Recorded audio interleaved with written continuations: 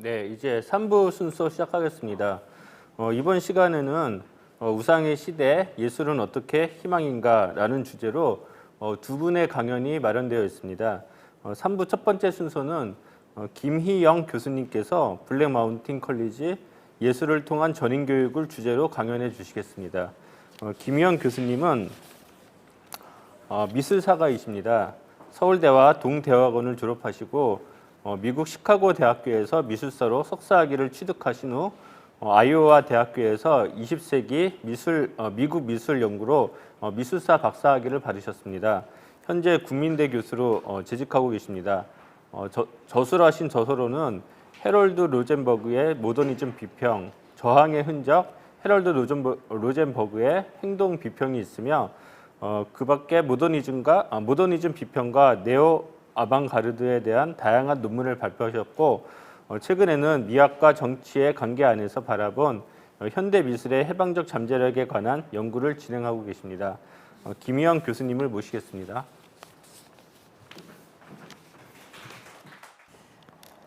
안녕하십니까. 반갑습니다. 오늘 기독교 시각예술 포럼에 강연할 수 있는 기회를 허락해 주셔서 감사합니다. 오늘 제가 발표할 제목은 블랙 마운틴 컬리지 예술을 통한 전인 교육이라는 제목으로 발표하도록 하겠습니다. 블랙 마운틴 컬리지를 기독교 시각예술 포럼에서 발표하게 된 하나의 접점이라고 하는 것은 제가 발표할 내용 중에서는 신앙적인 이야기를 직접적으로 다루지는 않겠지만은 제가 최근에 출간한 이 책을 집필하면서 이 학교의 교육적인 그 방향이 상당히 성경적이다라는 그 뜻을 가지고 연구를 하게 되었습니다. 그러면은 발표를 시작하도록 하겠습니다. 블랙 마운틴 컬리지는 국내에서 잘 알려지지 않은 생소한 이름입니다.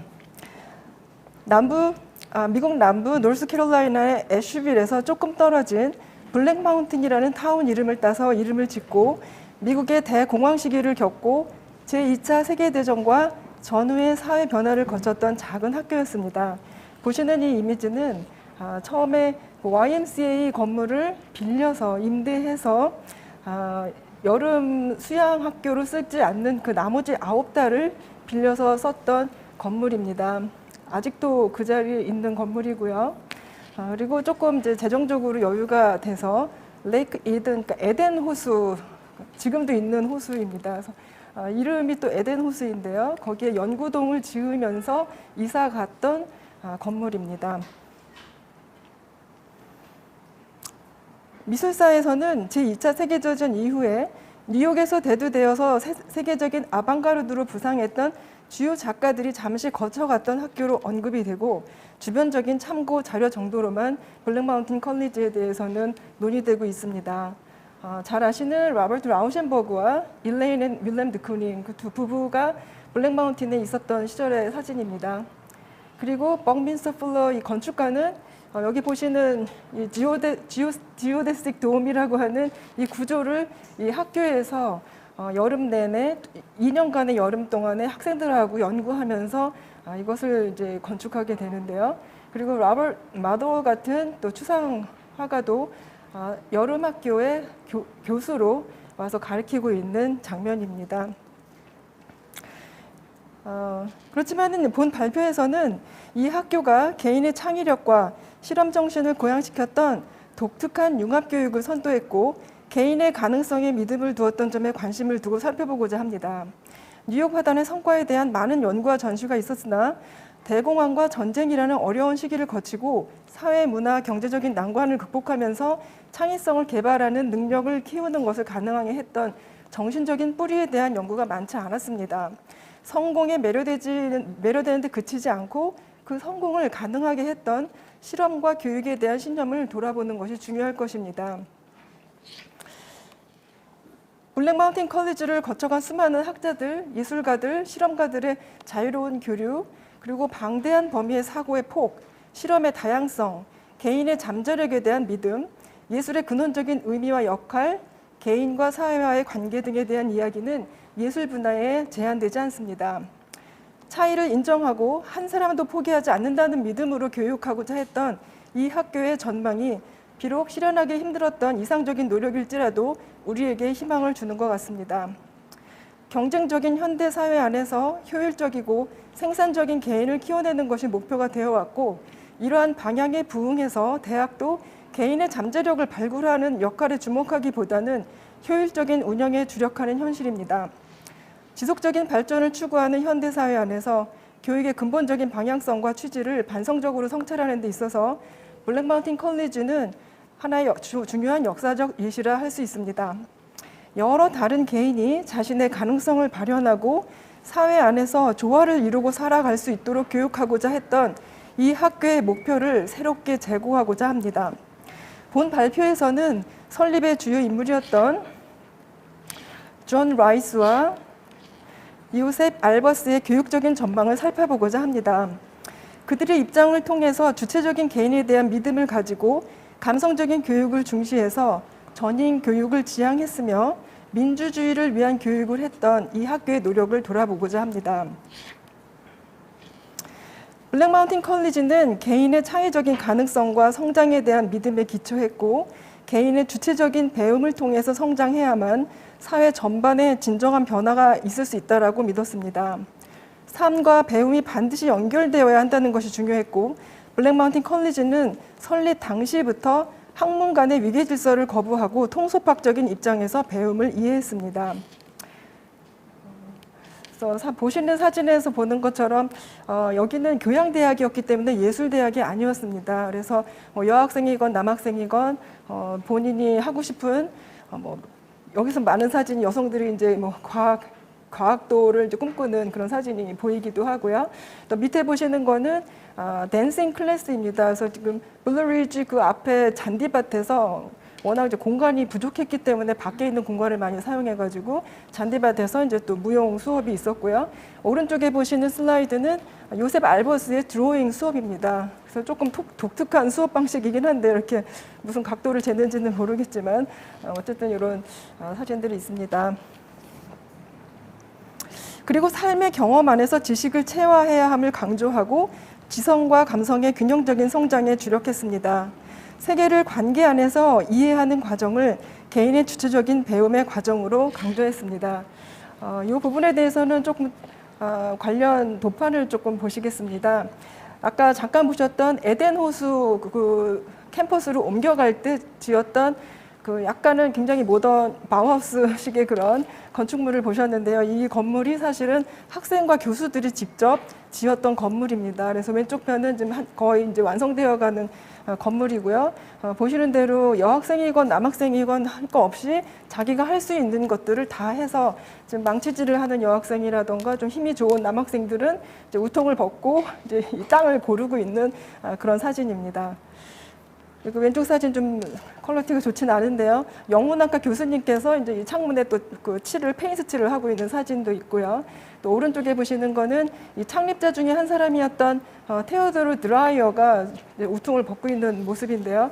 이거는 사실은 부지에서 실제 제일 처음 보여드려야 될 사진이긴 하지만 부지에서 측량하고 있는 사진이고, 이제 왼쪽에 하얀 옷을 입고 있는 분은 로렌스 건축 교수가 직접 이 땅을 측량하면서 보고 있는 장면입니다. 그리고 마지막 오른쪽 사진은 건물 뒤에 아무래도 이제 이런 드레이니지가 필요하겠죠. 이렇게 하수구라던가 이런 걸 필요한 그런 거를 학생이 운전을 해서 하고, 또 이제 약간 좀 힘드니까 실제로 좀 여기 전문적으로 또 일하시는 분들도 고용이 되어 있어서 그분들하고 같이 건축을 했었던 사진입니다. 그리고 여기서 워크 프로그램이라는 거가 이제 어떤 교과 과정이라기보다는 체육을 대신해서 여기는 이제 자체적으로 생존했었던 공동체였기 때문에 농장도 있었고요. 그리고 이제 이런 동물들도 키우다가 아마 잡아먹었겠죠. 그래서 지금 학생이 추수하는 장면이고, 또 이 소를 또 보살피고 있는 학생의 모습입니다. 그리고 왼쪽에 보시는 사진은 블루리지 어셈블리에서 레이크 이든으로 이제 건물을 지러 가야 되기 때문에 학생들이 트럭을 타고 여기 이제 다 타고서는 가서 이제 건축하러 가는 사진입니다. 그래서 뭐 이런 사실 대공황시기였기 때문에 교수들이 거의 월급을 받지 않고 숙소와 그다음에 그 식비를 보조받는 조건으로 와서 사실은 강의를 했었던 그런 또 배경도 있기도 합니다. 그래서 이 블루리지 어셈블리는 굉장히 작은 곳이었기 때문에 이제 강의실이나 이런 것들이 많이 부족해서 뭐 이런 옥상이라던가 베란다라던가 이런 데서도 많이 수업을 했었습니다. 그래서 그렇게 신체적인 그런 활동들도 있지만 굉장히 다양한 세미나들이 열려 있어서 이런 세미나 수업들이 있었습니다. 그래서 비록 그 블랙 마운틴 컬리지가 좀 시골이긴 하지만은 요셉 알버스가 뉴욕에 있거나 아니면 하버드에 있는 또 독일에서 베를린에서 넘어왔던 독일 학자들을 많이 초빙을 해서 굉장히 다양한 세미나들을 열었습니다. 그리고 또 하나 이 다이닝룸 사진이 많은데요.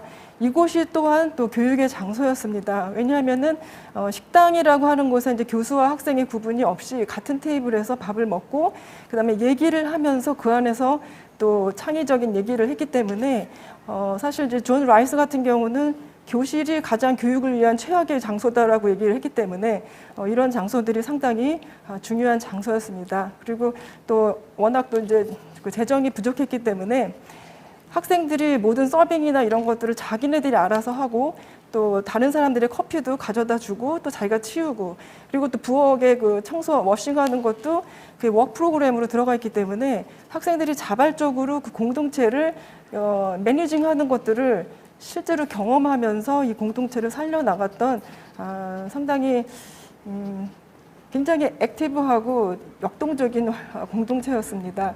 그리고 오른쪽에 보시는 사진은 이브닝 그 댄싱 파티인데요. 이렇게 평일에는 오후에는 이제 밭에 나가서 일도 해야 되고 하는 그런 것 때문에 굉장히 캐주얼한 옷을 입을 수밖에 없는데 너무 그렇게 지내다 보면은 또 이 학생들이 이제 곧 어른이 될 사람들인데 너무 이렇게 형식적인 그런 에티켓이나 이런 것을 배우는 기회가 부족할 수 있겠다 싶어서 저녁에는 굉장히 포멀하게 옷을 입고 이렇게 댄스 파티를 이제 교수와 학생들이 같이 어울려서 하고 하는 그런 것들을 또 마련을 했습니다. 그래서 그렇게 다양한 활동이 있었던 곳이었습니다. 그래서 창립자인 고전학자 존 라이스와 전 바우하우스 교수인 요셉 알버스의 역할이 블랙 마운틴 컬리지 운영에 굉장히 중요했습니다. 민주적인 교육을 실현하는 데 있어서 예술을 중요시한 점은 블랙 마운틴 컬리지가 당시 다른 진보주의적인 대학과 차별되는 지점입니다. 예술을 교과과정의 핵심에 두고 민주적인 교육을 전망했던 라이스와 상호 존중의 관계를 강조하면서 예술 수업을 진행했던 알버스는 블랙 마운틴 컬리지의 기본적인 방향을 형성하는 데 주요한 역할을 했습니다. 이들은 인간의 성장에 있어서 창의적이고 정서적인 면을 중시했습니다. 초대 설립자인 라이스는 실행을 강조한 뒤의 입장에 입각해서 아는 것으로는 충분하지 않으며 아는 것을 행하는 것을 강조했습니다. 이 사진은 그 존 라이스 수업 중에 한 장면인데요. 지금 봐도 조금 놀라울 정도로 학생이 선생님 앞에서 굉장히 편한 자세로 좀 누워있는 그런 사진입니다. 그래서 어떤 격의 없이 학생들하고 철학 교수였기 때문에 철학에 대해서 얘기를 해서 선생님하고 격이 없는 것 같지만 라이스가 상당히 그 혹독한 수업을 했기 때문에 많이 학생들이 울고 나가는 경우가 굉장히 많았다고 합니다.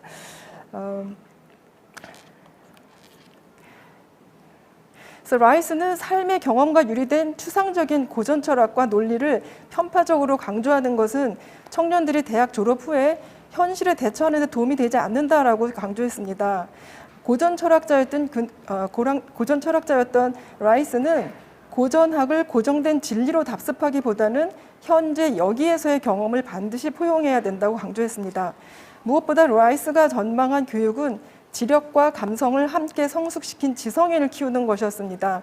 그는 성숙한 감성을 위한 노력을 간과하고 지력의 축적에 치중한 결과의 극단적인 한 예가 히틀러의 전체주의다라고 설명합니다. 그는 과학이나 철학에 대한 지식을 얻은 이후에 중요한 것으로 상상력을 키우는 것을 강조했습니다. 이를 위해서 예술가들 혹은 지력과 감성이 융합된 예술가 교육자들을 양성하는 교육적인 전망을 강조했습니다. 교과과정과 비교과과정의 구분이 배제되었던 블랙마운틴 컬리지의 교육과정에서 주목되는 점은 예술이 중추적인 역할을 했다는 점입니다. 라이스는 블랙마운틴 컬리지 창립자들의 핵심적인 교과과정 기획의 이유를 다음과 같이 설명합니다. 교과과정의 핵심은 예술이다. 민주적인 인간은 예술가이어야 한다. 민주적인 인간의 성실성은 예술가의 성실성이며 관계의 성실성이며 예술가는 경쟁자가 아니다. 예술가는 자신하고만 경쟁한다. 그의 투쟁은 내적인 것이며 그의 동료들과 투쟁하지 않고 자신의 무지와 미숙함과 투쟁한다. 또한 예술가가 자신의 그림을 진흙 같은 색으로 칠하지 않는 것처럼 예술가는 인간성 안에서 분명한 색을 보아야 한다. 그리고 자기 자신이 분명한 색이어야 한다. 왜냐하면 그 역시 그의 동료 예술가들의 색, 소리, 형태, 그의 예술의 재료이기 때문이다 라고 말했습니다. 이 학교에서 예술이 다른 과목들과 동등한 위치에 있었고 예술은 신입생들에게 가장 중요한 과목이었습니다. 그리고 학생들은 정보만 배우는 것이 아니라 가치와 정서적인 성숙과 함께 정보를 대하는 방법도 함께 배우는 것을 강조했습니다. 궁극적으로 이 학교에서의 교육이란 삶을 준비하는 과정이었습니다. 학생들에게 요구된 것은 지적으로 구별하여 결정하는 것을 배우고 독립적으로 동기부여를 할 수 있는 능력을 개발하는 것이었습니다. 이것은 지성뿐 아니라 감성도 교육되어야 하며 개념과 마찬가지로 가치에 대한 엄중한 검증이 요구된다는 것을 의미했습니다. 그리고 교육과 삶을 인위적으로 구분하고 거짓된 목표와 동기를 부여하는 것이 배제되었습니다. 이러한 취지에서 요셉 알버스가 초빙된 것은 놀라운 일이 아니었습니다. 이 사진은 알버스의 드로잉 수업인데요. 말씀드린 대로 이제 공간이 부족해서 이렇게 그 폴치에서 드로잉 수업을 하고 있는 장면입니다. 알버스가 블랙마운틴 컬리지에 도착한 후에 그는 바우하우스 교육을 적용하기보다는 변화된 블랙마운틴 컬리지 환경에서 자신의 교육 방식을 근본적으로 전환시킵니다. 알버스의 수업과 교육에서는 물질을 강조했고 실험을 독려했지만 특정한 미적 양식을 가르치지는 않았습니다. 실행을 강조한 알버스 수업의 핵심은 시지각 교육이었고 무엇보다도 형식의 관계를 강조했습니다. 그는 예술에 대한 시각을 개선하는 것이 개인이 사회 관계 안에서 자신을 위치시키는 방식을 알아가는 것이라고 생각했고 이것을 존중이라는 개념과 연관시켰습니다. 알버스는 윤리적으로 훈련된 민주적인 실행을 통해서 윤리와 미학이 다시 만난다고 생각했습니다. 독립성과 상호 의존성 간의 관계는 바로 민주적인 윤리의 관계입니다. 이와 함께 블랙마운틴 컬리지에서는 개인의 색채를 분명하게 인지하도록 교육했습니다. 그리고 민주적인 인간으로서 긴밀하게 연관된 인성의 분명한 색채를 보는 것이 중요합니다. 윤리적인 전망의 이러한 분명함은 미학적인 의미에서 중요합니다. 왜냐하면 라이스가 말했듯이 민주적인 인간은 예술가이어야 하기 때문입니다. 이것은 그들이 전문적인 예술가이어야 한다는 의미가 아니며 예술가들이 가지고 있다고 일반적으로 생각되는 윤리와 성실성을 모든 민주적인 인간이 가져야 한다는 것입니다. 라이스는 이러한 예술가를 교육하기 위해서 예술을 교과 과정의 중심에 두었고 모든 학생은 미술, 음악, 연극, 드로잉, 색채 수업을 택하도록 적극적으로 독려되었습니다. 그는 예술의 중요성과 연관해서 실행을 중요시했고 예술 경험을 제안했습니다. 그는 예술을 실행하는 데 있어서 개인주의에 매몰될 수 있는 예술가의 위험에 대해서 경고하였습니다. 그는 예술뿐 아니라 문학, 과학, 철학 등을 전공하면서 삶으로부터 물러나 체제를 만들고 이를 삶이라고 부르는 것에 맹점을 지적합니다.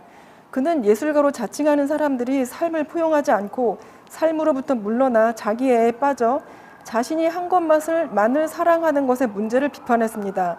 그는 이러한 예술가들이 자기 개인의 문제를 세계의 비극으로 만들고 예술의 삶을 불어넣는 것을 망각하고 있다라고 비판했습니다. 이는 예술에 몰입한 것이 아니라 무의식 중에 자기 방어와 동정을 구하는 데 몰입해 있어서 신경증으로까지 진단될 수 있다라고 아주 혹독한 비판을 합니다.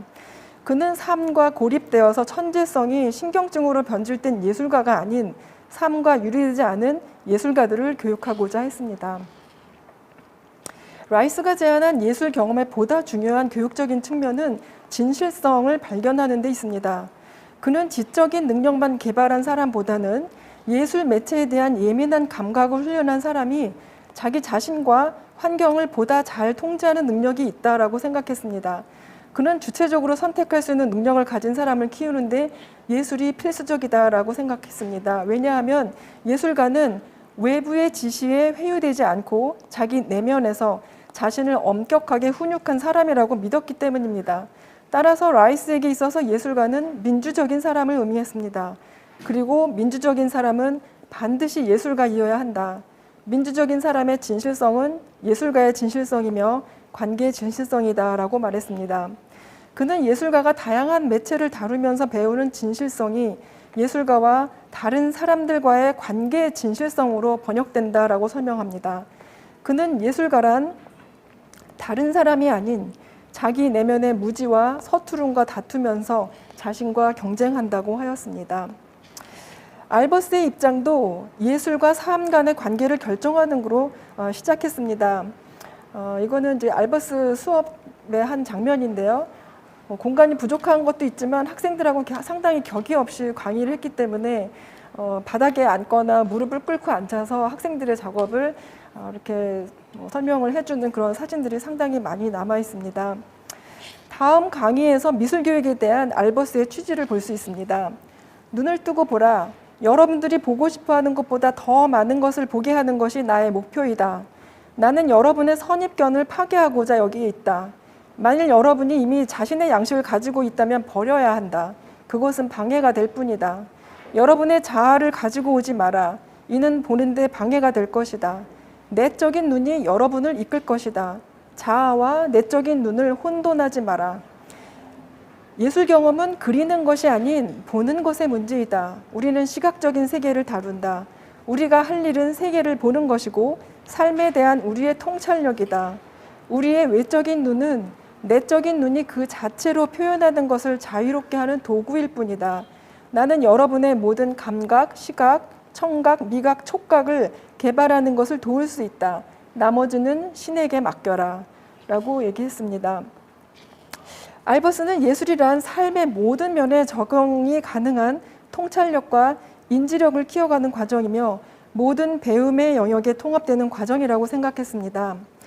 그는 예술은 그 안에 삶의 모든 문제, 즉 단지 비례와 균형에 국한된 형식의 문제가 아니라 철학, 종교, 사회학, 경제에 연관된 정신적인 문제가 반영되는 영역이라고 설명을 하고 예술을 매체로 하여 전반적인 교육을 할 수 있다라고 믿었습니다. 그리고 예술 안에서 과학을 포함한 모든 종류의 지식과 학문을 탐구하는 흥미를 촉구할 수 있는 것이 가능하다라고 설명합니다. 블랙마운틴 컬리지 학생들은 단순히 예술가로서 훈련되는 것이 아니라 예술을 통해 삶에 관해 배웠습니다. 알버스는 예술을 공부하는 주된 목적은 예술가를 훈련하는 것이 아니라 의식이 있는 시각과 훈육된 손이 모든 사람들에게 중요하다라는 경험을 주로 알리는 것이다 라고 피력했습니다. 관계를 중요시한 알버스는 형식적인 요소를 마치 생물체인 것처럼 설명하고 형식적인 요소의 상호작용을 인간의 상호작용에 연결시켜 설명했습니다. 그는 선, 형태, 색채, 물체가 서로에 대해서 알아야 하고 각자에 대해 주의를 기울여야 하며 독자적으로 존재해서는 안 된다라고 강조했습니다. 각 요소는 협력해야 하는 것을 배워야 되고 융합해야 되고 융화해야 하며 서로 도와야 한다라고 누누이 수업에서 말했습니다. 그리고 형식적인 요소는 서로 보조해야 하고 서로를 압도해서는 안 된다라고 강조했습니다. 이렇게 그는 형상으로 드러난 형식적인 요소에 내재된 실제적인 힘을 인식했습니다. 그는 선, 형태, 색채가 실제 관계 안에서 행동한다라고 설명하고 이것이 인간의 사회적인 행동과 비견됨을 강조했습니다. 관계에 대한 알버스의 이러한 시각은 그의 존중이라는 개념으로 전개되었습니다. 그는 다른 사물, 색채, 형태 혹은 우리의 이웃을 존중하라, 당신이 주의를 기울이지 않았던 사람을 존중하라 하고 말하곤 했습니다. 그는 균형, 비례, 관계라는 형식적인 행동에서 배운 것들은 인간의 행동에 적용이 가능하며 그 반대도 가능하다라고 말했습니다. 그는 타자에 대한 존중이 삶, 예술, 그리고 교육의 모든 면에서 필수적인 것을 항상 강조했습니다. 동시에 학생 자신에 대한 존중도 중요시했습니다. 그리고 학생들에게 현재 유행하고 있고 성공적이고 수익이 있을 것 같은 것에서 거리를 두라고 당부했습니다. 그는 학생들 자신의 목소리로 말하고 자신의 입장을 존중하고 지키라고 강조하면서 정직과 겸손을 예술가의 가장 중요한 덕목이라고 말했습니다. 이렇게 알버스는 타인에 대한 존중과 자신을 생각해야 하는 의무 간의 균형을 배워야 함을 중시했습니다. 미국의 대공황 시기에 중앙 통제를 거부하고 자치적인 대안 교육을 모색했던 블랙 마운틴 컬리지가 민주적인 교육을 구현하고자 했지만 현실적인 어려움에 부딪혀서 23년 만에 막을 내렸습니다. 그러나 예술을 삶의 과정에서 필수적인 영역으로 인지하고 개인의 창의력을 개별적으로 개발할 수 있도록 개방된 교육 환경을 마련했던 블랙 마운틴 컬리지의 교육 이념과 전망은 한 세대로 종결되지 않았습니다. 폐교 이후에도 블랙 마운틴 컬리지에서 창작의 무한한 가능성을 모색했던 학생들과 작가들을 통해서 뉴욕, 시카고, 샌프란시스코 등에 위치한 주요 교육 현장과 예술 창작의 현장에서 정신적인 유산이 이어져 왔습니다. 함께 사고하고 협력하는 공동의 노력으로 사회 변화를 추구했던 블랙 마운틴 컬리지의 궁극적인 교육의 전망은 현재에도 시사하는 바가 크다고 생각이 됩니다. 감사합니다.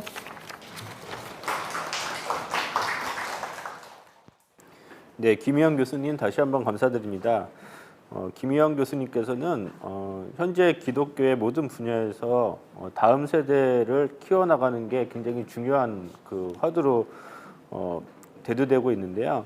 그 다음 세대를 키워나가는 중요성에 대해서 다시 한번 그 방향에 대한 인사이트를 소개해 주셨습니다.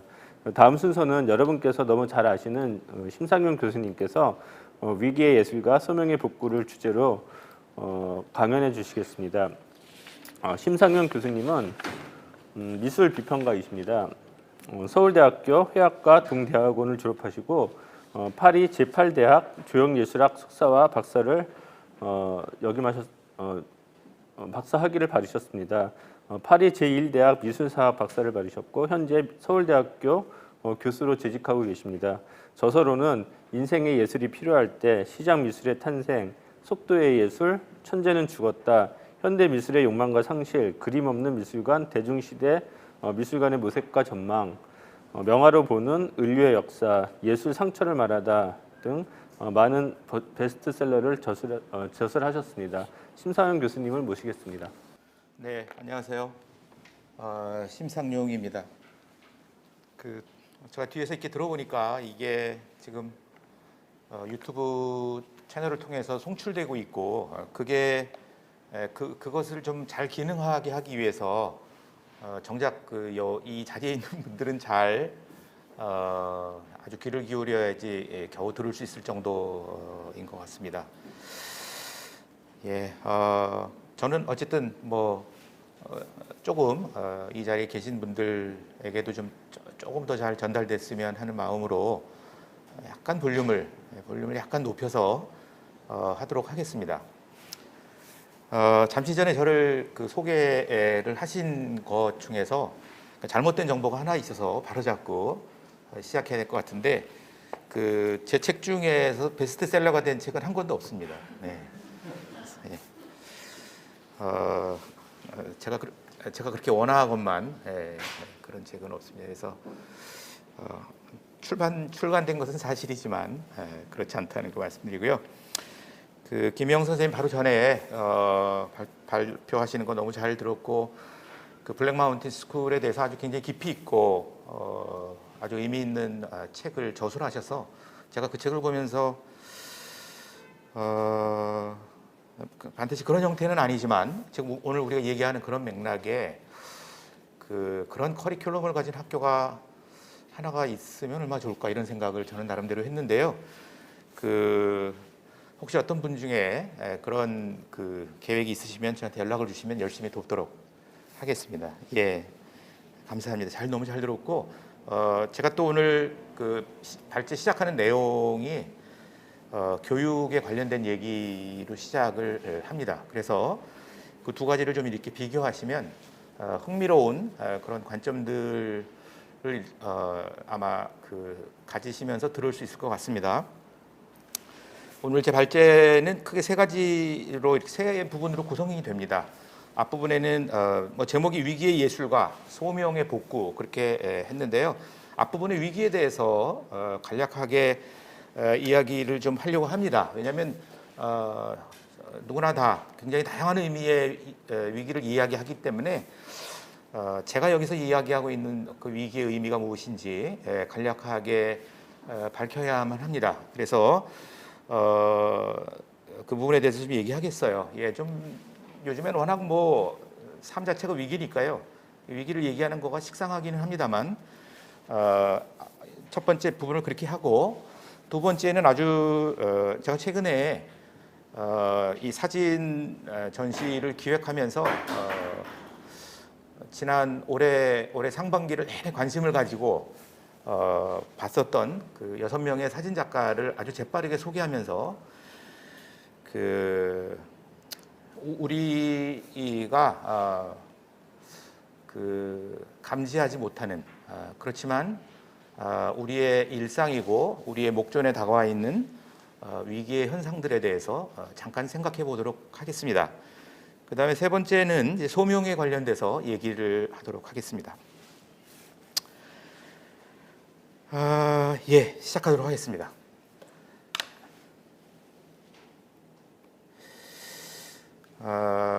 예, 넘어가고요. 목차가 이렇습니다. 크게 보면 이렇게 됩니다. 예, 위기의 예술가. 네. 우리가 오늘 제 발제에서 몇 사람에 대해서 좀 집중된 이야기를 듣게 될 것이에요.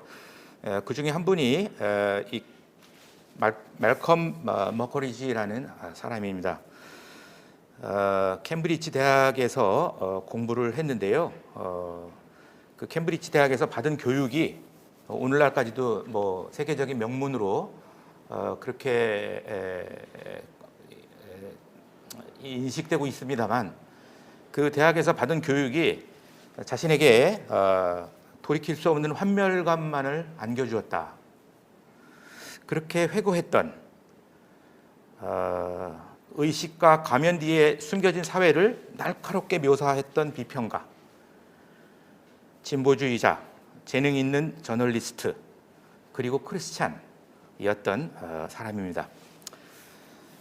다행스럽게도 그것이 그의 인생의 처음 사건은 아니었지만 그는 나름대로 성공적인 인생의 이 커리어를 걷고 있었던 40이 됐을 때 그는 자살을 기도하기에 이릅니다. 머거리지는 자서전에서 캠브리지에서 보냈던 4년을 가장 쓸모없고 암울했던 시기로 적고 있습니다. 길버트 체스터턴이라는 또 다른 기독교 저술가에 의하면 깊은 무력감 이외의 경험을 기대하기 어려운 것은 단지 캠브리지만의 문제가 아니었던 것 같습니다. 옥스퍼드 대학도 마찬가지였는데 체스터턴은 진실에 대한 냉소적이고 방종한 무관심을 그 이유로 들었습니다. 체스터턴은 영국의 공립 고등교육 과정을 진리를 사랑할 용기가 꺾이는 과정으로 요약한 바 있습니다. 오늘날 이보다 더하면 더했지 결코 덜하지 않을 것입니다. 특히 오늘날 예술학교에서라면 인용문, 그리스도와 유사한 자비심, 세익스피어의 웃음, 사자에 대한 호메로스풍의 깊은 존경심 대신 자신들과 동떨어진 부자들의 편견을 현학적으로 재현할 뿐인 것 외에 다른 내용을 다루는 것이 어려운 일이 되어가고 있습니다. 미래 예술가들에게 진리를 사랑하는 데 필요한 용기를 논하는 것은 또 다른 용기를 필요로 하는 일이 되고 있습니다. 안식일이 인간을 위해 만들어진 것처럼 예술도 인간을 위해 만들어진 것이라고 생각하도록 하는 것조차 논쟁의 테이블에 올라와 있습니다. 젊은 예술가들이 진실을 향한 용기와 열정의 함량을 키우는 일에 회의와 무력감을 느끼고 환멸의 감정에 젖어들어가는 드센 추위를 지켜보는 것은 참으로 고통스러운 일입니다. 학교에서 진실을 말하는 게 인간된 도리라는 암시조차 주지 않는다. 이게 어제 오늘의 일이 아니고 양자의 상관성을 입증할 뾰족한 근거가 지금 마련되어 있는 것도 아니지만 이러한 추이는 지난 수년간 크게 증가한 젊은 예술가들의 자살과도 무관해 보이지 않습니다. 이러한 상황은 제게 이 시대 예술가가 간과해선 안 될 실체로서 위기감에 가까이 다가섰음을 알리는 경종으로 인식됩니다. 이 글은 이 질문에서 출발한 생각의 일부를 정리한 것입니다. 이 글의 우선적인 독자는 발표의 우선적인 독자는 보편적 지성을 뛰어넘는 신앙의 도약을 통해 기독교의 일원이 된 사람들이 될 것이지만 그렇다고 이 논의가 종교적 논의의 범주 밖에서는 아무런 의미도 없다는 것을 뜻하지는 않을 것입니다. 네. 보잘것없는 날들을 기품 있는 것으로 그 다음 예로 넘어가겠습니다. 자신의 보잘것없는 날들을 기품 있는 것으로 만들라는 버트런드 러셀의 에세이가 전하는 메시지는 특히 많은 젊은이들에게 아주 감동적인 메시지로 다가왔습니다. 러셀은 우리 모두가 공동의 운명으로 묶인 채 밤을 지나는 긴 행군 중이라는 사실을 잘 알고 있고 우리의 동지들도 무소불위의 죽음이 내리는 소리 없는 망령에 붙들려 하나둘씩 사라져간다는 사실을 잘 알고 있으니 결국 우리는 날마다 사랑의 빛을 비추며 살아야 한다고 이야기했습니다.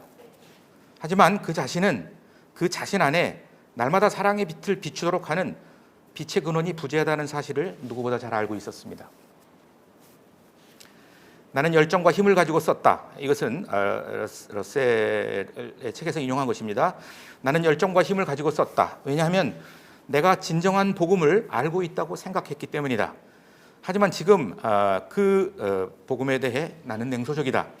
그것은 인생의 테스트를 결코 견디지 못할 것이기 때문이다. 네.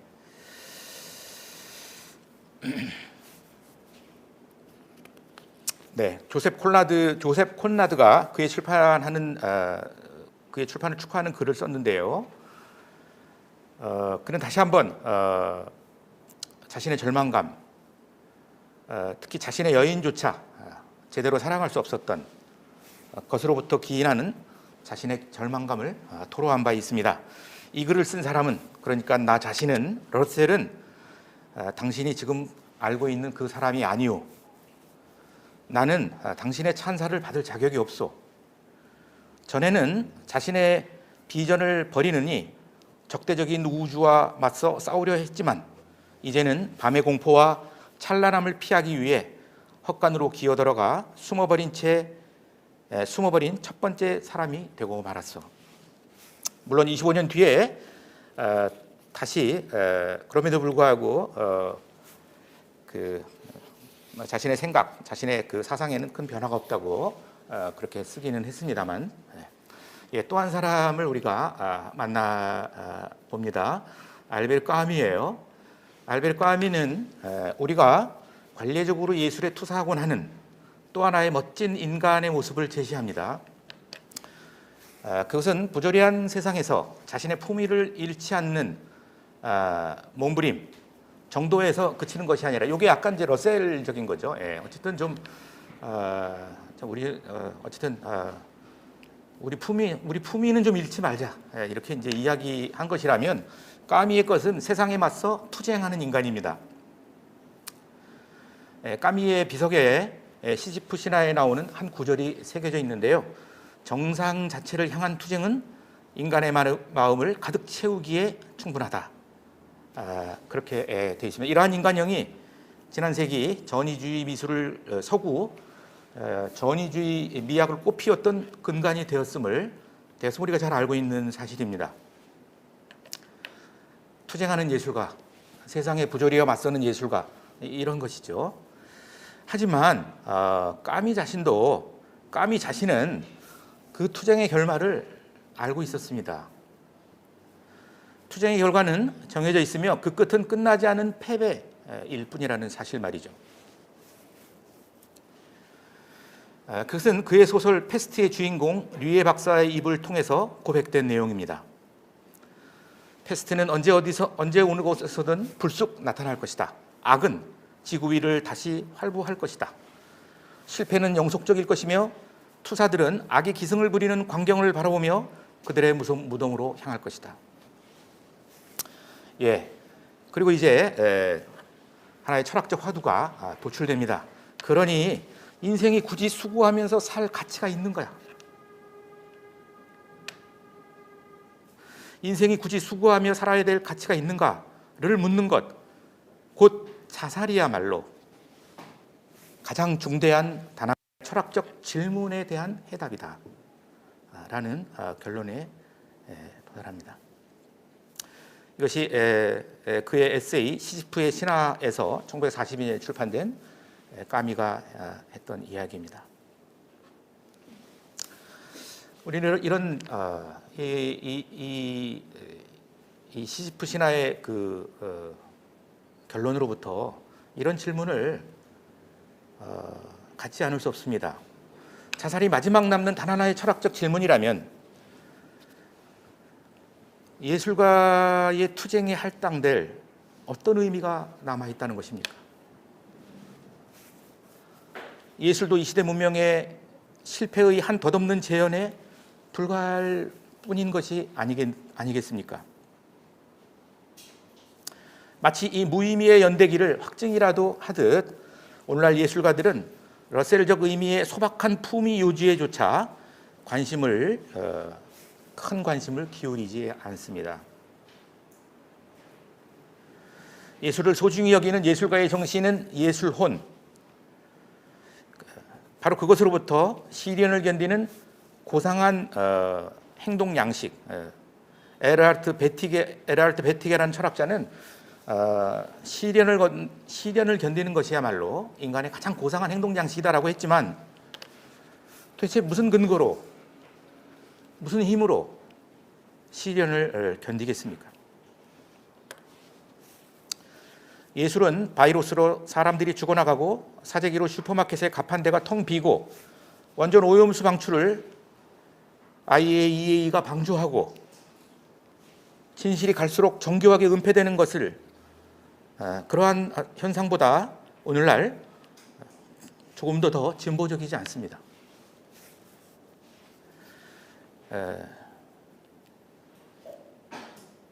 마치 악한 마법에라도 걸리기라도 한 듯 죽음의 운명이 이 세계 위에 드리워져 있습니다.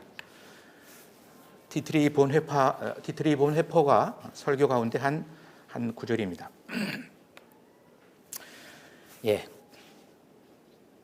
악의 현현에 그럼에도 불구하고 악의 현현에 아무런 저항의 움직임도 보이지 않는다면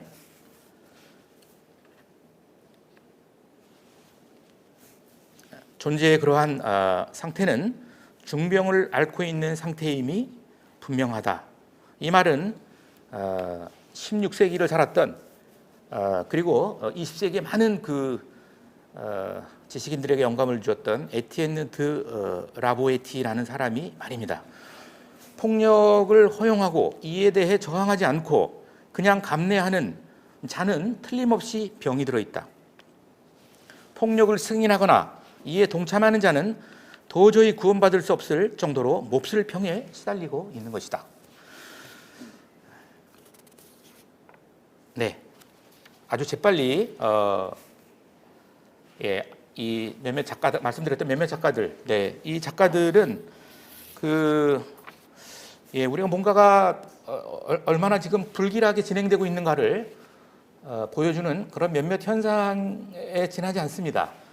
그런 어쨌든 지난 반년 동안 제가 애정을 가지고 보았던 그런 사진 작가들이에요.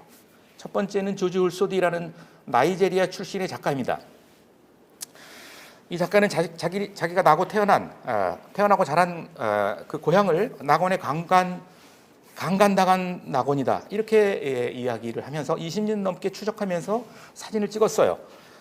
왜냐하면 로얄 더치 쉘 석유회사, 이 모든 불행은 로얄 더치 쉘 석유회사가 이 나이제리아 델타 지역의 석유 탐사를 시작했던 때부터 시작됩니다. 석유 추출이 시작되었고요. 이를 통해 영국 왕실은 엄청난 부를 축적했습니다. 추출을 시작한 지 불과 15년 만에 수천 건의 기름 유출 사고가 있었고요.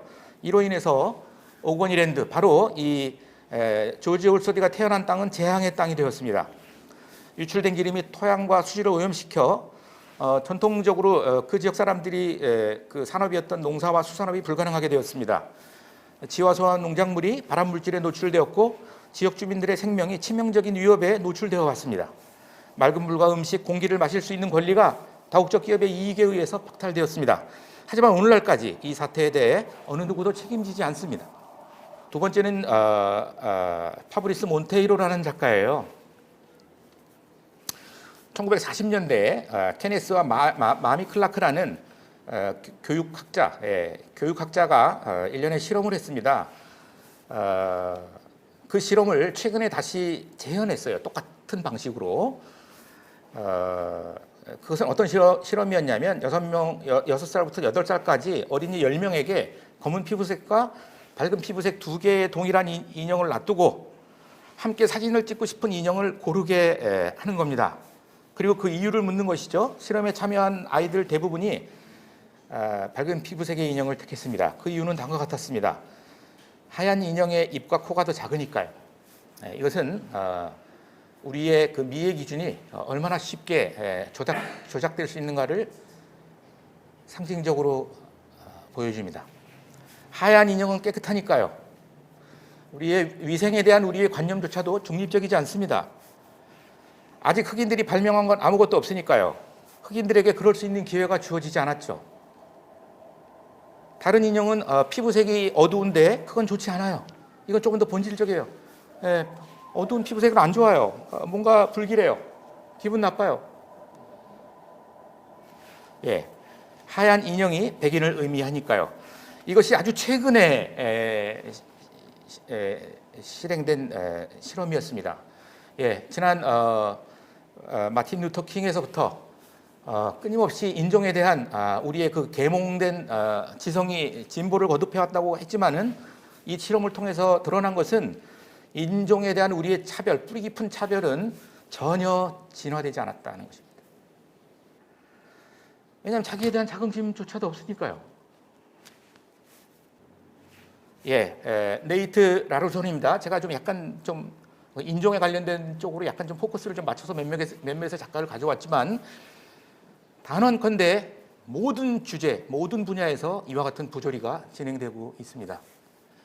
2020년 5월 미니애폴리스 경찰관에 의해서 우리가 다 기억하고 있죠?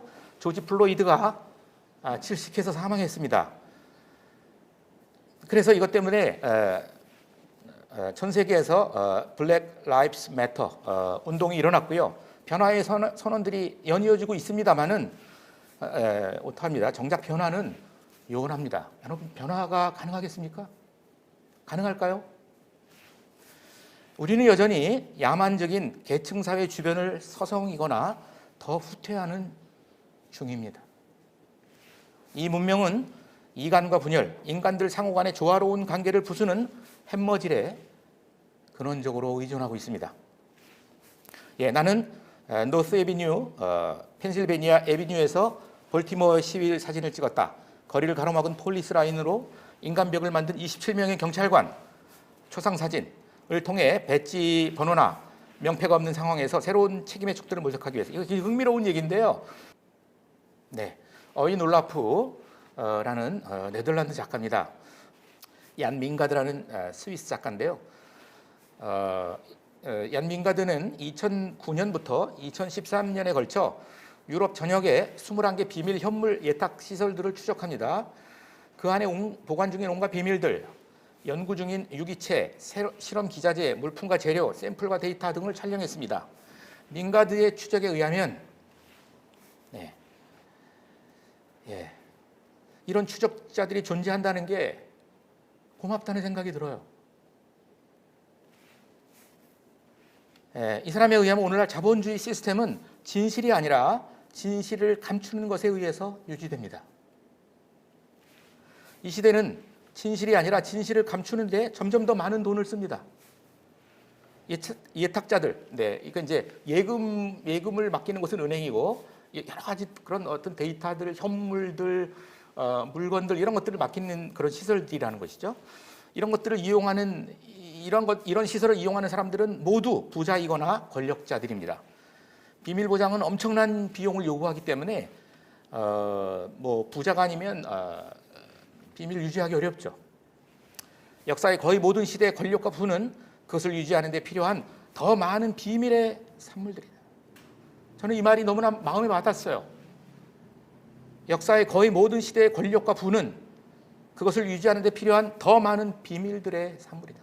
만약에 우리가 어느 날 낱낱이 진실들을 알게 된다면 우리가 역사에서 배웠던 그 부와 권력에 대해서 마찬가지로 존경할 수 있을 것입니다. 그리고 그것이 내가 실현해야 될 내 꿈이라는 그런 신념이 계속 유지될 수 있을까? 이로 인해서 자본주의를 신봉하는 경제학자들은 결국 실패할 운명밖에. 왜냐하면 정말 중요한 자료들은 다 비밀이기 때문에 드러난 자료들만 가지고 연구해봤자 그 연구 결과도 진실을 드러내기에는 역부족일 것이다. 제 얘기가 아닙니다. 얀 밍가드라는 작가의 이야기입니다. 이 작가가 경험한 세계예요. 소명에 대해서 이야기하겠습니다. 시간이 어느 정도 남았나요? 5분 남았습니까? 네, 큰일 났네요. 혹시 죄송하지만 물 좀 갖다 주실 수 있어요? 네.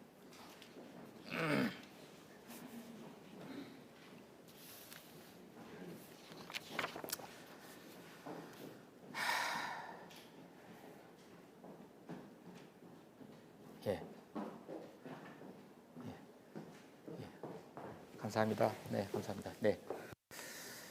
그러니까 아까 심 선생님이 5분 정도 더 쓸 수 있다고 그래서 한 10분 정도를 남은 것으로 생각을 하고 얘기를 마치도록 하겠습니다. 네, 죄송합니다. 프랑스 구조주의 철학자 루이 알티세르에 의하면 유감스럽게도 우리는 거짓, 이데올로기라는 이름의 거짓에 매우 잘 반응하고 복종하는 존재입니다. 저는 저 자신을 돌아봐도 이 얘기가 맞다고 생각해요. 게다가 이 시대는 이데올로기 조작이 아주 횡행하는 시대입니다. 이 역시 알티세르의 그 관찰입니다. 자, 그렇다면 이데올로기가 어떻게 사람들의 마음에 노예의식을 심는 것입니까? 우리는 어떻게 그렇게 쉽게 이데올로기에 의해서 조작되나요? 이를 설명하기 위해서 알티세르가 만든 개념이 호명이라는 개념입니다. 엔테허펠라시용입니다. 그의 이데올로기론의 핵심이 되는 개념입니다. 호명은 몇 가지 특징이 있는데요. 피호명자, 이거 강제하는 것이 아닙니다. 이게 왜냐하면 우리 내면에 이렇게 들어와서 그 이데올로기의 통제 아래 저항 없이 편입되도록 만드는 상상적, 상징적 기제다. 그렇게 이야기합니다. 약간 어려운 얘기죠. 이것이 호명의 진정으로 억압적인 측면이에요. 왜냐하면 당사자는 자신이 여전히 자유롭다고 생각하고 있어요. 그러니까 약간 좀 풀어서 얘기하면 우리가 뭔가를 막 갖고 싶어 하는 거, 우리가 뭔가 막 성취하고 싶은 거, 그거 호명의 작동일 수가 있다는 것입니다. 네. 우리 인식의 감각에 아주 라디컬한 왜곡이 일어나는 거예요. 그래서 평생 그 호명이 우리에게 심어준 그 꿈, 그 야망, 그 성취를 추구하다가 인생의 많은 시간을 보낼 수도 있습니다.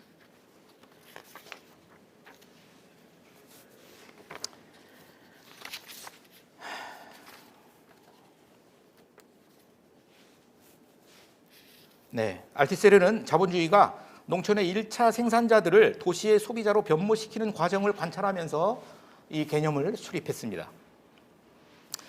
자, 그럼 소명은 그리스도인, 오늘 제가 이 제목에 달았던 그리스도인에게 소명이라는 것은, 이것은 알티세르가 얘기했던 이데올로기의 조작으로서의 호명과는 아주 근본적으로 뿌리부터가 다릅니다. 양자 모두 내면에서 자발적으로 생성되는 것처럼 인식된다는 공통점이 있습니다. 그러나 사실은 두 개가 다 외부에서 오는 것입니다. 호명에서 그 출처는 이데올로기예요. 말씀드렸듯이. 하지만 소명에선 소명을 이야기하는 그리스도인은 그 출처가 살아계신 하나님이라고 이야기합니다. 호명은 이데올로기의 억압, 곧 어둠과 파괴와 사망이고, 소명은 진리와 생명의 밝은 빛으로부터 오는 것입니다. 그리스도인의 소명이 결정적으로 호명과 다른 점은 존재를 억압해 파괴하는 대신, 왜냐하면 실제로 이데올로기적인 억압이 그 주체를 파괴한다고 알티세르가 얘기했으니까요. 진정한 자신으로 서도록 하고 더 나아가 풍요롭게 풍성하게 한다는 점입니다. 자, 그렇다면 소명은 어떻게 사람을 진리 위에 세우고 밝게 빛나게 하는 것입니까? 이를 위해서 하나의 이 사례를 만나야 하는데요. 그것이 제가 처음에 얘기했던 멜컴 머거리지입니다. 멜컴 머거리지에 대해서 이야기하겠습니다. 1943년 머거리지는 캠브리지 대학 이후에 꽤나 성공적인 경력을 쌓아갔습니다. 하지만 그의 나이 40 되던 해에 자살을 기도했습니다.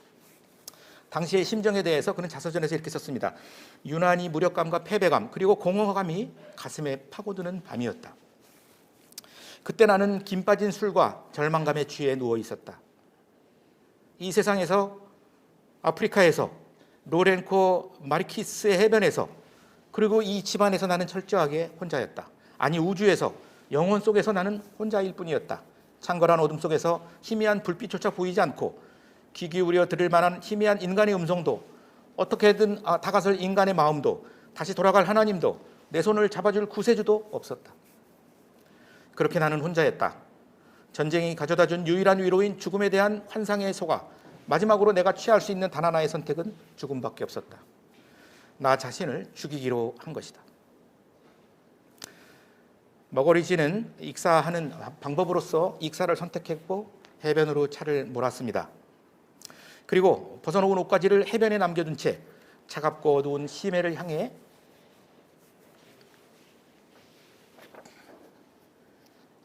헤엄치기 시작했습니다.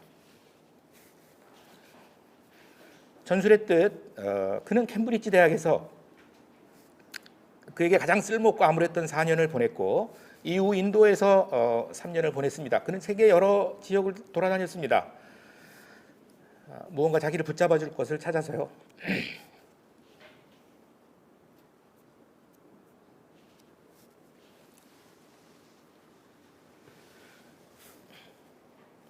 네, 그러나 인도에서 종교에 대한 그의 신념들은 오히려 산산조각이 났습니다.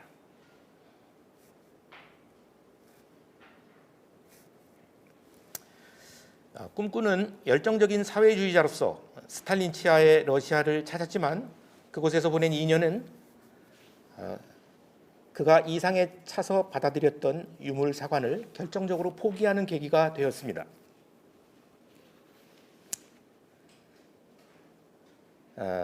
여러분 아마 아실 분이 있으실지 모르겠지만 이 머거리지는요, 순전히 기아만으로 400만 명 이상이 죽은 1942년에서 33년 사이 스탈린 치하의 러시아를 가장 먼저 고발한 지식인이었습니다.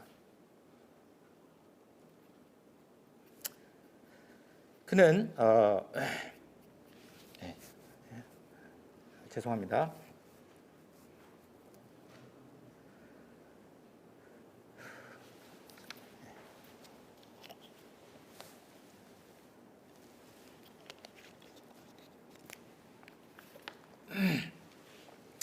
네, 다시 하겠습니다. 그는 32년에서 33년, 1930년대를 눈물 없는 진보에 대한 환상에서 시작해서 진보 없는 눈물이라는 현실로 마감한 자기 인생에서 가장 암담했던 시대로 정의하고 있습니다. 이런저런 삶이 주마등처럼 스쳐가면서 어느새 해변으로부터 점점 멀어졌습니다. 이제 아주 모든 것이 다 쉬운 것처럼 생각됐어요. 모든 것이 이제 곧 끝날 것이었습니다. 바로 그때 갑자기 몸이 떨리기 시작했고 아무 생각이나 마음의 결단도 없었는데 다시 해변으로 방향을 돌렸습니다. 방향을 바꿨을 때 잠시 전의 것과는 전혀 다른 것인 그의 시선에 해변에서 반짝이는 불빛이 들어왔습니다.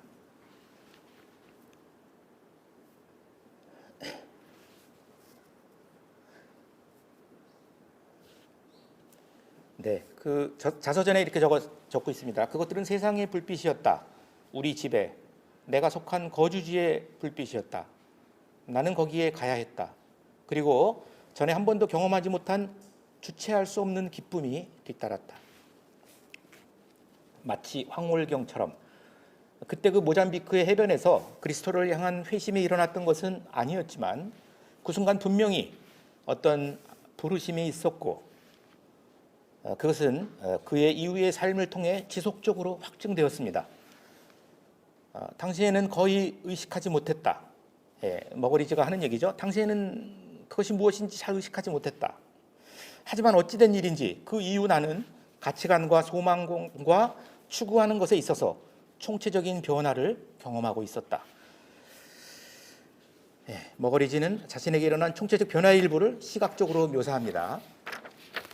나는 자라는 작은 동굴 속에서 사슬과 수갑에 매인 채 머리 위쪽에 난 쇠창살에 달린 조그만 창을 통해 들어오는 희미한 불빛을 바라보았다. 그 빛을 본 뒤로 그 빛에 대해 탐구하기 시작했다.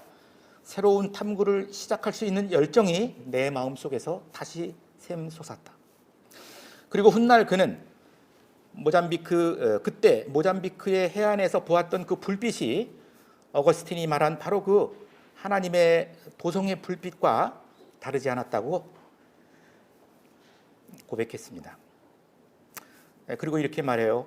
인생에서 일어나는 모든 사건은 하나님이 말씀하시는 비유들이다. 삶은 그것을 취할 때 예술이 된다. 자살을 시도한 지 근 40년이 지난 1982년 11월 27일 머거리즈는 예수 그리스도를 구주로 받아들였습니다. 네, 이제 시간이 좀 정말 많이 없는데요. 죄송합니다. 빨리 끝내도록 하겠습니다. 마지막에 그렇지만 하지만 하나님의 부르심에 반응하지 않을 수도 있습니다. 케네스 클라크, 우리는 누드의 미술사라는 책으로 잘 알려진 미술사가이자 평론가였고요. 옥스퍼드 대학교의 미술 교수이자 런던 내셔널 갤러리 관장이었습니다. 아주 유명한 인사입니다. 그는 그 자신이 하나님의 부르심이라고 확신했던 부름에 귀를 기울이지 않은 채 거의 인생의 전 기간을 보냈습니다. 그의 고백에 의하면 그가 성 로렌조 교회에 머물 무렵 종교적인 경험을 했습니다. 인용입니다. 그 건물의 조형미 때문에 일어난 경험이 아니었다. 전에 내가 경험한 어떤 것보다 훨씬 강렬한 뭔지 모르지만 일종의 천상의 기쁨 같은 것이 내 전 존재를 비추는 듯 했다고밖에 달리 말할 수 없다. 그런 마음의 상태는 몇 달 동안 지속되었다. 하지만 그 경험이 좋았지만 행동 측면에서는 곤란한 문제들이 야기되었다. 내 생활은 비난받을 것이 없는 삶과는 거리가 멀었기 때문이다. 나는 모든 면에서 그런 은혜의 폭포수를 받을 만한 자격이 없었기에 아마도 이 경험은 결국 잠깐의 환상으로 끝나버리고 말 일이었다. 그 후 점차 그때의 충격은 희미해져 갔고 나는 그것을 유지하기 위해 아무 노력도 기울이지 않았다. 진로를 바꾸기에는 나는 이미 세상에 너무 깊이 박혀 있었다. 네.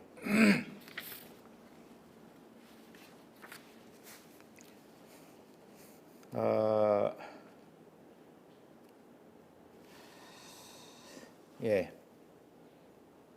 가만 있어 보세요. 예. 7번이.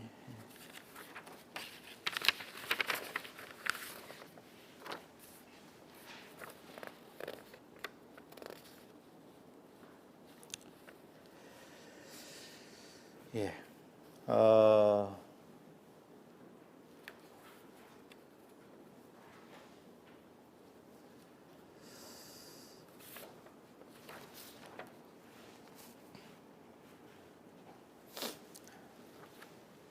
그러나 그렇죠. 나는 너무 이미 세상에 깊이 박혀 있었다. 그러나 하나님의 손길을 느꼈다는 것만큼은 아주 확신한다. 그때의 기억은 결국 사라졌지만 성인들의 기쁨을 헤아리는데 여전히 도움이 된다. 그때 더 귀 기울여 반응했다면 좋았으련만 클라크는 처음 다가오신 하나님의 사랑의 부르심에 특별히 반응하지 않았습니다. 반면 예술에 대한 자신의 열정에는 아주 열렬하게 반응했다고 합니다. 이 얘기를 좀 건너뛰도록 하겠습니다.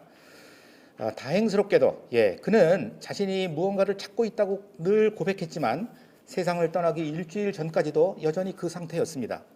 다행스럽게도 임종 일주일 전에 하나님에 대한 신앙을 고백하고 교회의 일원이 되었다는 사실이 장례를 집전한 아일랜드 신부에 의해서 밝혀졌습니다.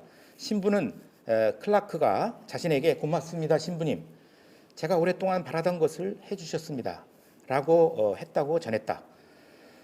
생을 마감하면서 그는 전에 놓쳐버렸던 하나님의 손을 다시 잡았던 것이다. 그 사실을 둘러싸고 그의 친구들 사이에는 상당한 동요가 일어났다고 합니다. 왜냐하면 그 사실을 믿기 어려웠기 때문입니다.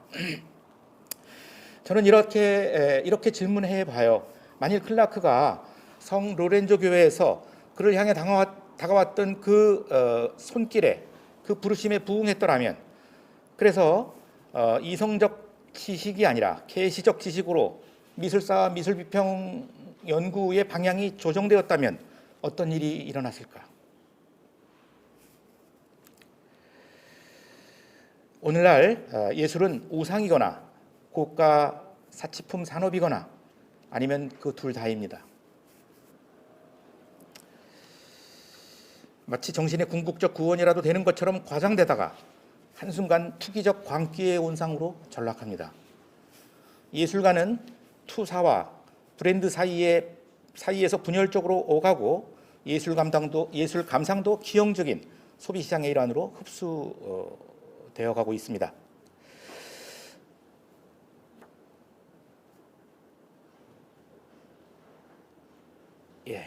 복구되어야 하는 것은 좀 다 하면은 좀 시간이 걸릴 것 같고요. 제가 한 1, 2분 안에 끝내겠습니다.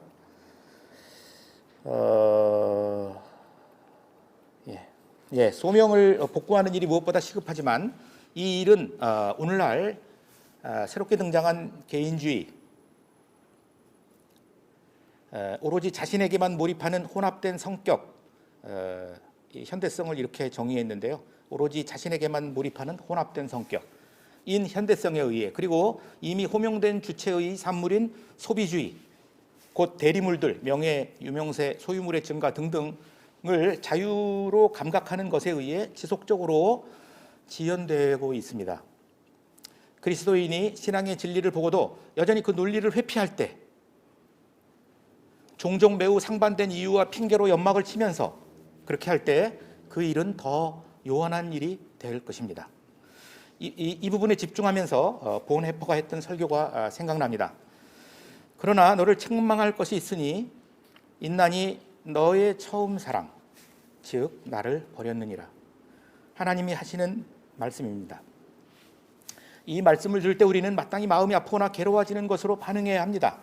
하지만 우리는 마치 통속 소설을 읽듯 행복한 이야기만을 들으려고 합니다. 무시할 수 있다면 훌쩍 뛰어넘어 버리고 스스로에게 위안을 삼을 수 있는 것만 선택적으로 받으려 합니다. 또 이렇게 말하기도 합니다. 이제 저는 세상이 약하다는 것을 잘 알고 있고 모든 것이 가능한 게 아니라는 것, 어느 정도 타협하며 분수에 맞게 살아야 한다는 것을 배웠습니다. 이런 깨달음으로 제 신앙이 이런 깨달음이 제 신앙을 절름발이로 만든 것은 사실이지만 저는 더 지혜로워졌습니다. 이런 잘못된 깨달음으로 인해 진정한 실패인 평화가 유지됩니다. 하지만 그 평화는 회색의 평화입니다. 회색이 색이 아니듯 그 평화는 진정한 평화가 아닙니다. 소명을 이룰 때 회색의 크리스천, 회색의 예술, 회색의 미학이 도래합니다. 그것은 하나님으로부터 나오는 밝은 광채와 닮아 있지 않습니다. 우리에게 주어진 일, 지금 임하는 일, 이것이 하나님의 소명입니다. 직업의 영어 단어 보케이션은 초대나 소환을 의미하는 라틴어 보카치오에서 유래한 것입니다. 이 시대가 비참하고 어둡더라도 그리스도인은 냉소적인 회의론자나 풀죽은 비관론자가 될 수 없습니다. 그리스도인은 이 세상에 대해 기대하는 것이 적기에 도리어 이 세상 한가운데서 이미 기쁘고 쾌활하게 사는 사람입니다. 그리스도인에게 세상은 영원으로 돌아가는 씨를 뿌리는 밭이기 때문입니다. 오직 하나님의 뜻을 행하는 이는 영원히 거하느니라. 소명은 우리를 이 세상에 두신 하나님의 약속의 표시입니다. 소명을 통해 우리가 하는 일 안에서 매 순간 하나님과 만나는 것입니다. 예, 이상입니다. 예, 감사합니다.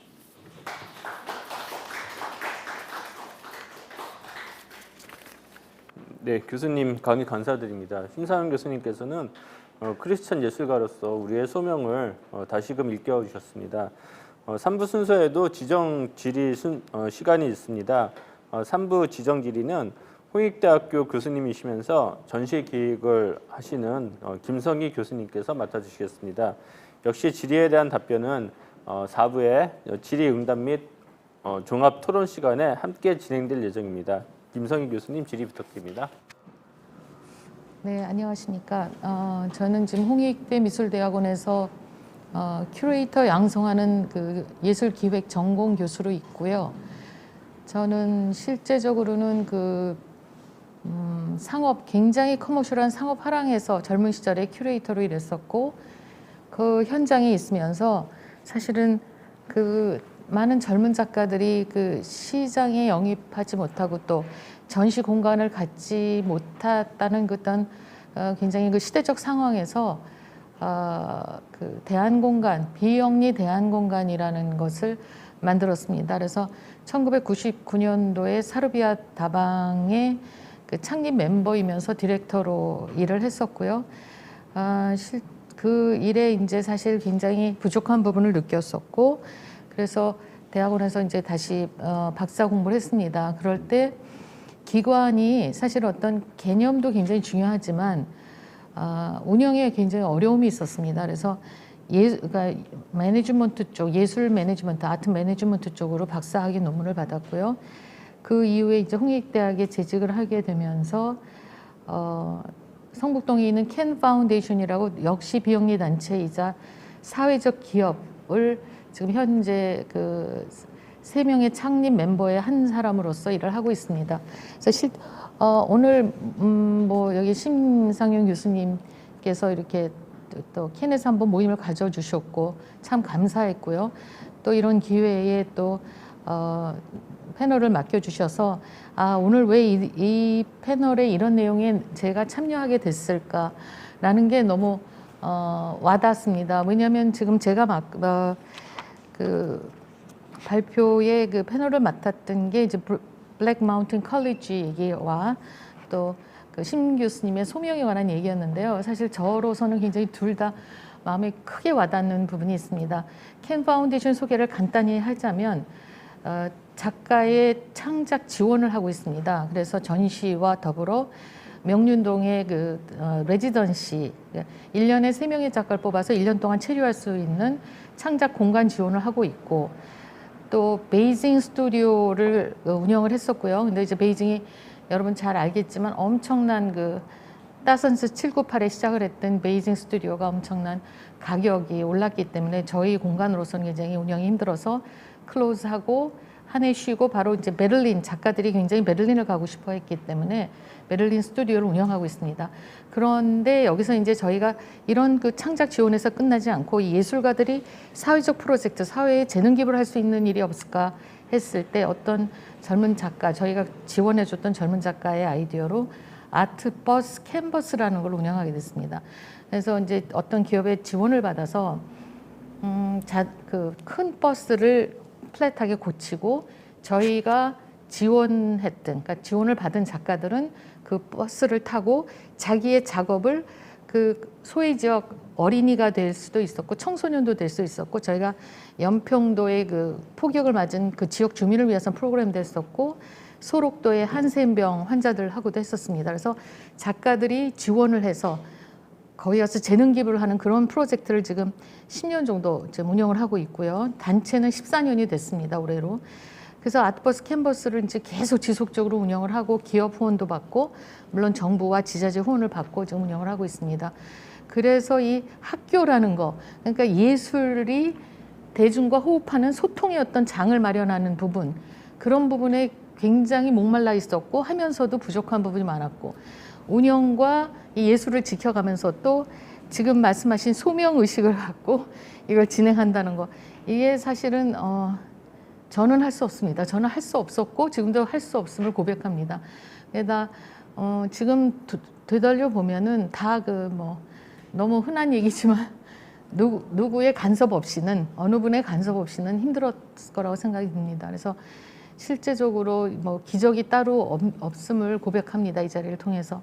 그래서 지금도 사실은 여러 가지 어려운 점이 있고 또 여러 가지 그 운영을 어떻게든 비영리 단체이기 때문에 이게 좀 쉽지 않은 운영이 항상 고민에 빠져 있었고, 그러나 이게 또 하나님의 사역이 돼야 된다는 또 큰 그 지금 말씀하신 소명 의식을 어떻게 해결할까라는 부분이 뭐 그때 제가 캔에서 아마 이 모임을 가졌을 때도 그런 프러스트레이션에 대해서 제가 말씀드렸던 것 같은데 지금도 여전히 진행 중입니다. 그래서 지금 역시 제가 기도하고 있는 그런 부분에서 오늘 이 두 김희영 교수님, 심상규 교수님이 여러 가지로 큰 그 지도를 그릴 수 있는 그런 자극을 주셔서 무엇보다도 너무 감사하다는 말씀 전해드리고 싶습니다. 그래서 이제 제 소개는 여기서 이제 간단하게 끝내도록 하고, 제가 이제 뭐 사실은 뭐 여기에 대한 뭐 의문을 갖는다든지 질문을 한다든지 또 문제점을 제기한다는 측면은 아니고요. 제가 이제 그 블랙 마운틴 칼리지라는 부분에서 사실 이렇게 BMC 컬리지가 있었는지 정말 몰랐고, 또 조세 말버스라는 대단한 현대 미술가가 여기에 또 이렇게 큰 그 설립자로서의 큰 역할을 했는지 사실 오늘 와서 알았습니다. 그래서 지금 선생님께서 아주 그 자세하게 설명을 해주셔서 아주 그 좋은 정보였습니다. 그래서 사실은 여기서 제가 또 이제 했었던 이유는 그 예술가들의 예술 수업이 단지 미술 교육이 아니라 사실 예술가들도 역시 이 어려운 험난한 예술 작업을 한다는 거는 무엇을 의미할까요? 여기 작가 선생님들 많이 계신데 제가 추측해 보건데 하나의 소통 방식이죠. 왜냐하면 작업도 언어기 때문에. 그렇다 그러면은 이 대중들이 예술을 통해서 얻을 수 있는 게 무엇인가? 물론 창의적인 사고 굉장히 중요하죠. 어떤 문제가 제기됐을 때 창의적인 사고를 가지고 해결할 수 있다는 거 굉장히 중요한 지점이고, 또 하나는 사실 사람들은 뭐 요즘 인스타 젊은 친구들 다 그게 이제 자신을 표현하기 위한 하나의 방식이라고 생각이 드는데, 사회와 소통하는 방식을 예술가가 그 예술을 통해서 그 소통하는 방식을 배워가는 것 같습니다. 제가 10년 동안 아주 어린 유아서부터 지금 현재는 탈북 청소년을 하고 있습니다. 탈북 뭐 여러분 다 그 정치적 상황을 아시겠지만 탈북자들이 지원이 많이 줄었습니다. 그래서 탈북 청소년 대안학교를, 그러니까 거기가 중고등학교 학생들이 약 뭐 12세부터 뭐 25살 먹은 사람들도 있습니다. 왜냐하면 이제 여기 정규 교육을 받아야 되는 대안학교이기 때문에 그 청소년들을 대상으로 예술가들이 가서 예술을 얘기합니다. 그러면 처음에는 이제 탈북 그 청소년을 하는 대안학교에서는 뭐 애들은 영어가 필요하고 뭐 국어가 필요하고 수학이 필요하지, 사실 예술 수업을 해야 되나라는 그런 질문을 많이 하고 소외 지역을 가도 마찬가지입니다. 영어, 국어, 수학 이런 공부를 가르치는 걸 더 원했습니다. 근데 이제 일단 이 수업을 해보면은 태도는 대하는 태도는 굉장히 바뀌죠. 왜냐면 애들이 이걸 통해서 자기를 되돌아보고 또 작가의 눈을 통해서 사회를 바라보는 그런 경험을 하기 때문입니다. 그래서 지금 여기서 선생님 말씀해 주신 그런 모든 부분들이 또 이 알버스와 또 한 분이 있죠. 같이 설립한 그분이 얘기했던 부분 너무 맞다고 생각하고 있는데 이제 제가 이제 알고 싶었던 거는 지금 저도 이제 선생님 글을 읽으면서 보니까 여기에 굉장히 대단한 현대 미술가들이 강사로 참여를 했더라고요. 플란츠 클라인이나 로버트 라우셴버그나 뭐 굉장한 네오 다다로 굉장히 유명한 작가죠. 뭐 존 케이지나 머스 커닝햄, 백남준 선생의 스승들이죠. 이런 좋은 분들이 그러니까 티칭을 했고 또 뭐 윌리엄 두쿠닝 뭐 이런 대단한 분들이 티칭을 했고 그래서 제자가 어떤 유명한 사람을 길러냈나 봤더니 로버트 라우셴버그가 여기 로버트 라우셴버그는 제자네요 보니까 사이 톰블리가 제자였고 지금 라우셴버그나 사이 톰블리는 뭐 세계의 미술사에 뭐 아주 큰 획을 그은 작가들이지 않습니까? 그래서 이런 사람들을 이런 그 작가들을 배출했던 이 학교가 23년 만에 폐교가 됐다고 얘기가 됐는데 이제 폐교된 원인에 대해서 사실 좀 알고 싶습니다. 단지 재정적인 운영이냐 아니면은 그 컨셉이 기존 제도에 저항하는 거기 때문에 거기에 부딪혔는지 그 폐교의 이유에 대해서 사실 알고 싶고 한국적 상황에서 이런 학교가 가능할까? 심상 교수님 아까 그런 의지가 있는 분은 연락을 달라는데 전 연락을 드릴 겁니다. 사실 전 그 아트버스 캔버스를 운영하면서 그런 사실은 여러 가지 어렵죠. 근데 그런 부분에 대해서 관심은 굉장히 많고 지금 사실은 홍대 교수님 중에 안상수 교수님이 정년퇴임을 5년인가 더 일찍 학교를 그만두시고 파주인가요? 어디에 디자인 학교를 세우셨습니다. 그래서 지금 잘 운영하고 계시다는 얘기를 들었는데 이제 한국적인 상황에서 그런 케이스를 듣고 있는데 이건 이제 디자인 약간 기능이 강조된 디자인 학교고 과연 그런 파인 아트만으로의 어떤 예술 학교가 이런 대안적인 예술 학교가 한국적 상황에서 가능할까? 선생님은 어떻게 생각하고 계신지 그 부분에 대해서 사실은 굉장히 알고 싶었습니다. 그래서 오늘 사실은 굉장히 이런 좋은 그런 내용을 이렇게 또 뭐 저만 굉장히 인상적으로 듣지는 않았을 거라 생각하지만 또 이 자리에 불러주시고 또 그런 좋은 기회를 주신 뭐 위에 계신 분한테 감사드립니다. 네, 그래서 선생님 김희영 교수님한테 대한 나중에 답변은 그 정도를 말씀드리고 싶고요. 신 교수님 보니까 굉장히 많이 준비하셨어요. 그래서 선생님 지금 제가 잠깐 질문은 사진 비엔날레를 맡으셨었나요? 아까 비엔날레가 그러셨군요. 네, 축하드리면서 애 많이 쓰셨을 것이라고 위로의 말씀도 드립니다. 그래서 심 교수님은 이제 작가들 소개도 굉장히 재밌었습니다. 신선했고, 근데 이제 작가 입장에서 저는 이제 작업을 물론 미술대학을 나와서 실긴 했지만 뭐 작가라고 할 수는 없고요. 과연 이렇게 사회적 이슈를 다루는 작가들과 또 여기서 약간 벗어난 자기 세계만을 다루는 작가들의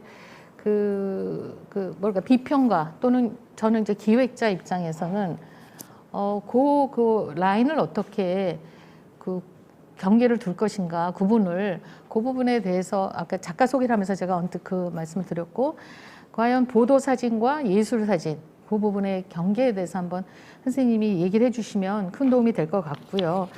또 이제 소명의 복고, 이거 진짜 소명, 가슴 떨리는 얘기죠. 찔리는 얘기이기도 합니다. 그리고 저는 깜짝 놀랐던 게 이제 제가 이제 사실은 대한공간 사루비아 다방을 처음 만들면서 펀딩이 너무 힘들었습니다. 3, 4년을 펀딩을 하다가 오픈을 하고 사실 큰 수술을 하게 됐습니다. 큰 병에 걸려서 사실은 좀 아주 작은 암이긴 하지만 암 수술을 했었습니다. 그래서 사실은 그때 하나님이 굉장히 저에게 깊이 관여하고 계시구나.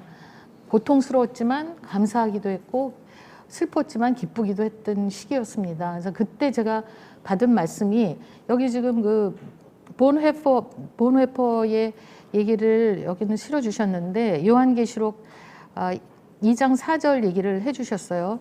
그러나 너를 책망할 것이 있나니 처음 사랑, 너의 처음 사랑 즉 나를 버렸느니라 하고 경고를 주셨고, 그 이후에 3장 15절로 가면 라오디게아 교회에다가 경고를 하시는 말씀이 있습니다. 내가 내 행위를 나누니 내가 차지도 아니하고 뜨겁지도 아니하므로 네가 차든지 뜨겁든지 하기를 원한다라고 하시면서, 네가 이같이 미지근하여 뜨겁지도 아니하고 차지도 아니하면 내 입에서 너를 토하여 버리리라, 이런 말씀이 있습니다. 저는 이 말씀을 응답을 받았는데요. 와, 잘못하다는 하나님 입에서 내가 토를 당하겠구나, 그런 생각에 굉장히 두려움에 떨기도 했었습니다. 그래서 뜨겁든지 차든지 어느 쪽을 택하려고 애를 썼는데, 이게 인간인지라 냉탕과 온탕을 왔다 갔다 하고 삶을, 제가 그게 2002년도 얘기인데 지금 20년을 넘게 이렇게 냉탕과 온탕을 그냥 왔다 갔다 하고 살고 있습니다. 그래서 이 소명이라는 것, 저도 이제 베케이션이 그 소명에서 나왔다는 얘기. 그러면 지금 제가 제 현장에서 제가 하고 있는 이런 뭐 티칭 수업, 대학원이기 때문에 티칭의 포션은 적기 때문에, 그럼 이 캔의 그 창작 지원 사업의 소명을 어떻게 할 것인지가 늘 고민이었습니다. 근데 선생님 글을 읽으면서 그런 부분이 이제 그 회색지대, 넓은 문으로 갈 것인가 좁은 문으로 갈 것인가가 항상 그 기도하고 생각하면서, 이제 뭐 목사님 말씀도 그런 말씀을 많이 들었는데, 과연 나는 회색지대에 머물고 있는 사람이다. 많은 부분은 좁은 문으로 가려고 밟고 발의 끝부분만 당겨져 있지, 많은 부분은 이 넓은 문 쪽으로 그냥 휩쓸려서 가고 있는 사람이라고 저는 판단하고 있습니다. 그래서 야, 이거 정말 뜨거워지면서 좁은 문으로 가야지가 하는 게 제가 이제 기도 제목이긴 한데, 여전히 해결되지 않는, 또 뭐 사실은 제가 여기서 고백은 하지만 판단은 위에 계신 분이 할 거라고 생각이 듭니다. 그래서 선생님 이제 비평가로서 굉장히 활발하게 활동하고 계시잖아요. 지금 사실은 또 그냥 일반 미술계에서 우리 하는 활동 중에 많은 포션을 차지하고 계신데, 여기에 선생님 글쓴 그래서 선생님이 정말 크리스찬이티를 깔고 예술을 바라보면서 가지고 있는, 특별히 지키려고 애쓰는 비평적 태도가 있으신지, 그 부분을 사실은 뭐 개인적으로나 또는 다 뭐 좀 듣고 싶었던 얘기고요. 그 다음에 이제 아까 제가 이제 나이가 드니까 곽대철 작가님이 질문하셨던 거, 우리의 이 모임에 대한 정체성, 또 이 모임이 선한 영향력을 어떻게 미칠 것인가, 그럼 크리스찬끼리 모여서 박수치기만 끝날 것인가, 이제 이거는 앞으로 저희 모임이 이제 해결해야 될 큰 과제라고 생각이 됩니다. 그래서 실제적으로 제가 저번에도 말씀드렸지만 예술가들을 전도하는 것은 굉장히 힘든 일입니다. 뭐 아시겠지만 예술가들은 크리에이터의 지위를 갖고 있기 때문에 무에서 유를 창조하는 그 전지전능한 그 위치에 있기 때문에, 그 위치에 어떤 그 존재고 둔다는 게 굉장히 어려운 부분이 있습니다. 그래서 그 부분을 과연 우리가 어떤 영향력을 갖고 들어갈 수 있을 것인가, 이제 그게 이제 아마 저희 그 모임의 전체 해결해야 될 과제이기도 할 거라는 생각으로, 사실은 제안을 한번 말씀드려 보겠습니다. 네, 감사합니다. 네, 질의 감사드립니다. 이상으로 3부 순서를 마치고 10분 휴식 뒤 4부 순서에서 다시 만나 뵙겠습니다.